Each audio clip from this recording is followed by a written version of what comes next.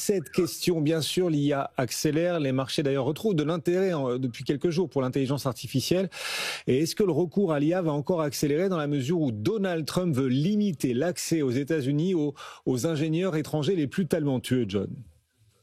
Oui, alors surtout un visa, ce fameux visa qui s'appelle le H1B, et c'est un visa qui alimente depuis près de 30 ans la Silicon Valley. C'est des visas pour, vous l'avez dit, des ingénieurs, mais c'est aussi pour des spécialistes dans les hôpitaux, les universités, les laboratoires. C'est en fait les talents étrangers. Et puis, sa remise en question, évidemment,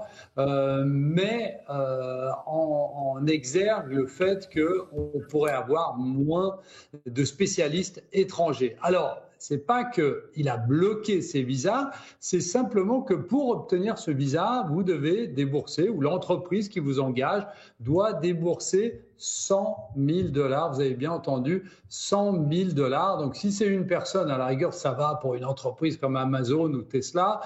Mais si c'est des milliers de personnes, ça commence à se chiffrer. Ça devient vraiment un produit de luxe et ça devient quelque chose d'extrêmement inaccessible. Alors, ce qui est intéressant de noter ici, c'est que les entreprises américaines, parce que vous avez beaucoup d'entreprises américaines qui utilisent ces visas, c'est Amazon, Microsoft, Google, Apple, Meta, et aussi les banques de Wall Street, dont JP Morgan. Ils utilisent plusieurs milliers de détenteurs de son visa, mais c'est aussi les entreprises indiennes, parce qu'on va le voir, c'est l'Inde qui est montrée du doigt. Eh bien, c'est aussi les entreprises indiennes qui sont implantées aux États-Unis, comme TCS, Infosys ou Wipro, qui ont basé leur modèle économique à l'envoi d'ingénieurs aux États-Unis. Alors, c'est une véritable onde de choc pour l'Inde.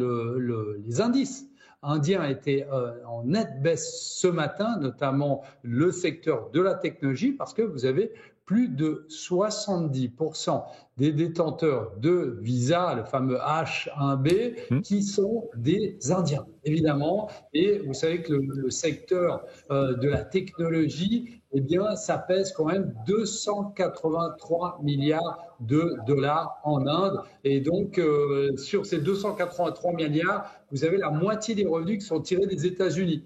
Donc, c'est un réel problème ici, américain, indien et globalement pour la tech entière.